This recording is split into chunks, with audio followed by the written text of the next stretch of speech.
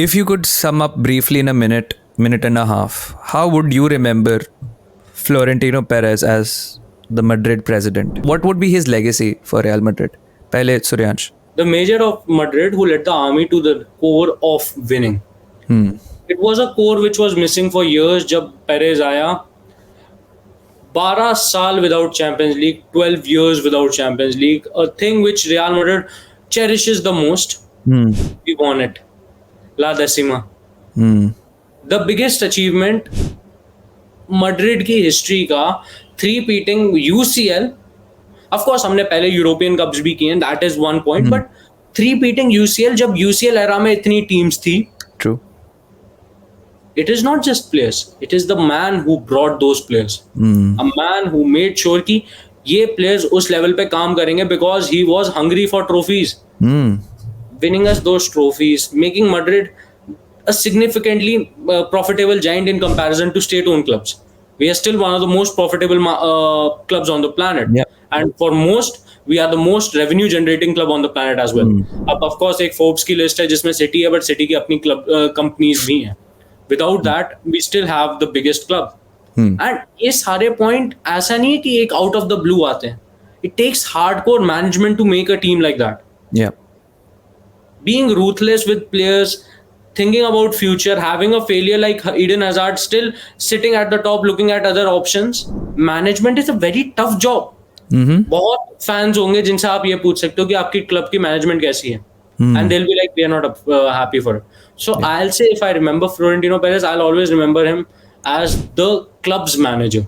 Not the player's manager, the club's manager. Yeah. He is the one who has led us to a lot of things. And for me, he is the greatest president ever that has been for Real Madrid. For me, he's numero uno. Yeah. Same thing, Vedant? Yeah, the thing for me is that Santiago Bernabeu and Florentino Perez, they are the best presidents Real Madrid ever had. I think उसके बाद एक बहुत ही ladder आपको down करना पड़ेगा तब जाके आपके पास और नाम आएंगे, लोरेंजो सांज वगैरह. The thing with Florentino Perez is ना, as Suryan said, he's the club's manager, club's president. And that is true because उसके लिए Real Madrid above all है. अगर क्रिस्टियानो रोनाल्डो ने बोल दिया था 2018 में that I want to leave, ठीक है जा, मुझे क्या है, तू जा. He was that ruthless. Cristiano Ronaldo, the best player of all time, probably, hands down. So you clearly see the guy. He came up with a new project in that very year itself. He got young lads like Vinicius Junior. Fede Valverde was already in the academy. So he started integrating new players, young players, and the entire transition process started. Abhi in this transition process bhi, and with a new manager, although a familiar face, but still a new manager, Real Madrid ने Champions League और La Liga Jeet Lee. That clearly goes on to show that Florentino Perez की planning बहुत ही लंबे time से कर रही है, and the guy is a visionary because उसने देख लिया था that these state-owned clubs are coming through, then there is a threat from Saudi Arabia which is also coming through कि वो लोग बहुत पैसा inject करेंगे और players ले लेंगे. So the entire transfer policy of Real Madrid changed, revolutionized. पहले Galacticos acquire करना with paying 80 million, 100 million. उसके बाद पूरा एक नया set policy पे जाना where you get in young players, talented lads, promising players. Yeah. So the guy is a visionary, and for me, he's a messiah for Real Madrid, if I'm being very honest. Gotcha. Makes sense. Of course, there is not only the president that might leave, but your head coach, Don Carlo, Mr. Eyebrow himself, might leave. He might go to Brazil's national team. I think pretty much confirm ho hi gaya hai. So it brings up a very interesting question here, and I want you both to अच्छे से explain karo your point of views on this. There will be a new Madrid coach, but what do you really want in the new Madrid coach? Right now, there are some young managers jinka stock काफी high है. Of course, differently. Xabi Alonso, Xavi at Barca, Arteta Arsenal में है. I think plenty of young coaches, De Zerbi and everything. So there is this temptation कि यार let's go for the next young coach जो हमारी team की एक identity cultivate करेगा, exciting football खेलेगा. There's a flip side to this also. You need the big guy. Don Carlo is Don because not only does he win and everything, but he has that locker room presence to actually bring this Madrid locker room together. काफ़ी सारे managers आए हैं, Lopetegui being one of them, जो आके fail हो गए because they could not sustain the pressure. मतलब वो कोप ही नहीं कर पाए Madrid के manager के pressure से बनने वाला. So Carlo Ancelotti का succession plan, Suryansh, what do you expect the new manager to be? Not who to be, but नए मैड्रिड मैनेजर के डीएनए में या उसकी प्रोफाइल या पर्सनालिटी कैसी होनी चाहिए? Winning. The simple answer is winning. Madrid में you can not be like कि नहीं गिव मी सम टाइम, मैं प्रोजेक्ट डेवलप करूंगा. प्रोजेक्ट डेवलपमेंट हमारे में नहीं होता. हमारे में होता है कि हमें जीतना है. मोरिनियो को लोग ये जरूर बोलेंगे कि उसने बारसा की पैप हटाई, बट एट द पॉइंट आप अगर सर अल्ट्रा सर वगैरह से पूछोगे, for them he still a failure because वो चैंपियंस लीग नहीं जीत पाया उस स्क्वाड के साथ. क्योंकि क्रिटिकल चीज तो यही है ना कि Madrid lives for Champions League, और वो चैंपियंस लीग जीतना हमारा एक इकलौता एम्बिशन है एज प्लेयर्स. एज फैंस हम लोगों को बस एक चीज चाहिए कि चैंपियंस लीग है. एंड वो I think that can only be done अगर उसके पास winning mentality. Talking about tactics, football is evolving. आप उस पे नहीं चल सकते कि हम पावर ऑफ फ्रेंडशिप पे कर लेंगे काम. आपको एक टैक्टिकल सेटअप चाहिए अब टीम को आगे बढ़ने के लिए. एंड अगर वो टैक्टिकल सेटअप नहीं है तो आप कई गेम्स में ऑफ कोर्स प्लेयर्स की इंडिविजुअल ब्रिलियंस और उनको अगर आप सही स्पेस वगैरह दोगे, they will produce magic. But कभी कभी वो मैजिक जब प्रोड्यूस नहीं होगा, then what is your answer? वो हुआ था ना सिटी के अगेंस्ट, मैजिक नहीं प्रोड्यूस हुआ. We lost 4-0 that game. True. And for me, the DNA should be like Carlo. Man management should be a top-notch trait that managers should have. क्योंकि ये जो players है ना, ये फ्रेंचाइजी प्लेयर्स हैं. इनको चाहिए कि हमारा लेवल उस लेवल का है कि आप हमें वैसे ही ट्रीट करो. और एक मैन मैनेजर ही अच्छा, जो मैन मैनेजर अच्छा होगा ना मैनेजर, वो अपनी टीम को हमेशा आगे लेके जा पाएगा. For me that is the quotation. Winning, man management and then understanding the tactics. Don't be a manager की जो बस इसलिए आया कि हमारे पास ऊपर दो के ट्रेड्स हैं, नीचे वाला तो हमने बिल्कुल रखा ही नहीं. These three have to be in an equilibrium for a manager to succeed at Real Madrid. So Vedant, let me just ask you this.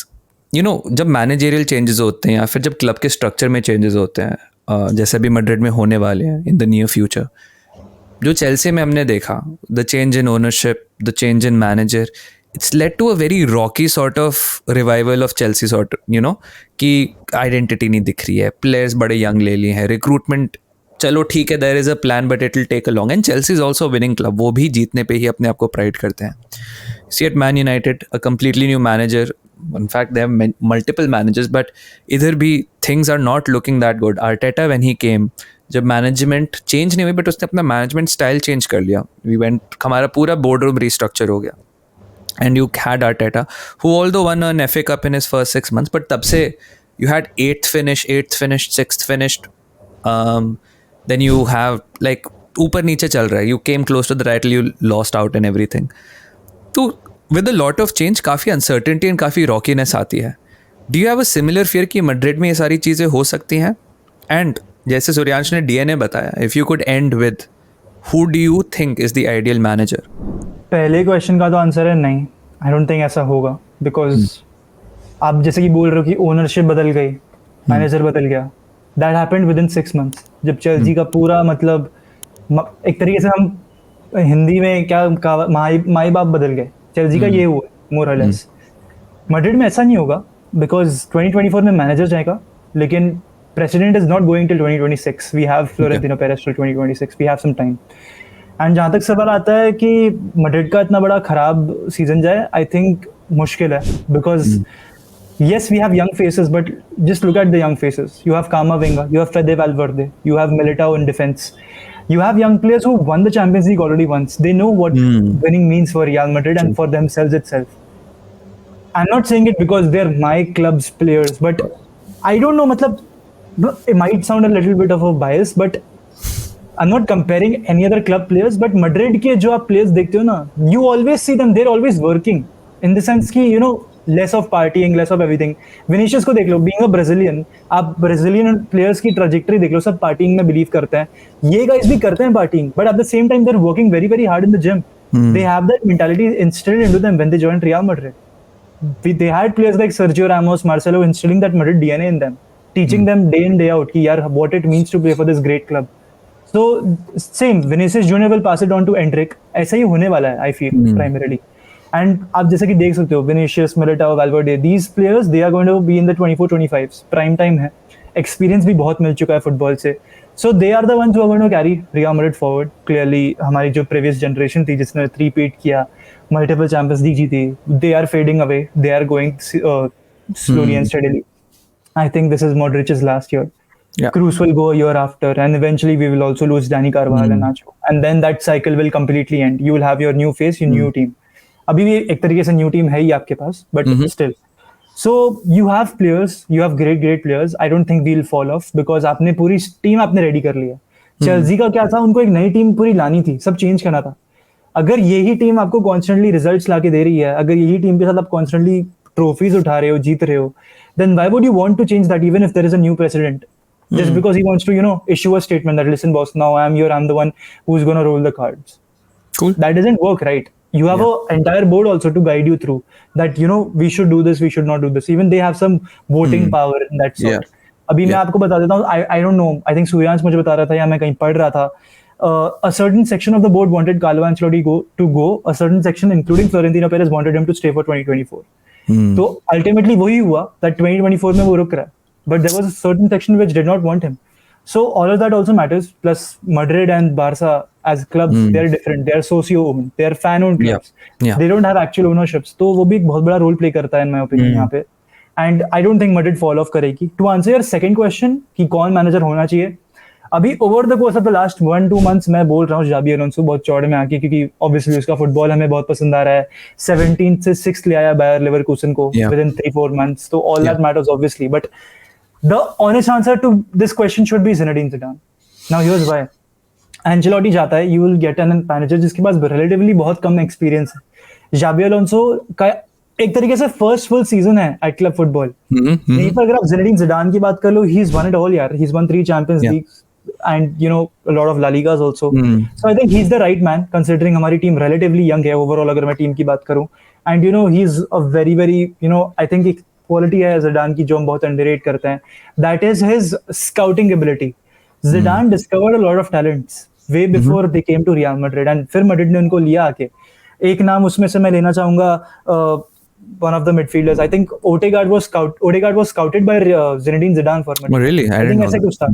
I think ऐसे कुछ था. One of the players, Valverde was scouted by Odegaard scout किया था Zidane ने. हाँ, He was 14 जब scout हुआ था. हाँ 14 में exactly. I think Odegaard को Zidane ने किया है, बाकी तो कमेंटेशन में लोग आके बता ही देंगे.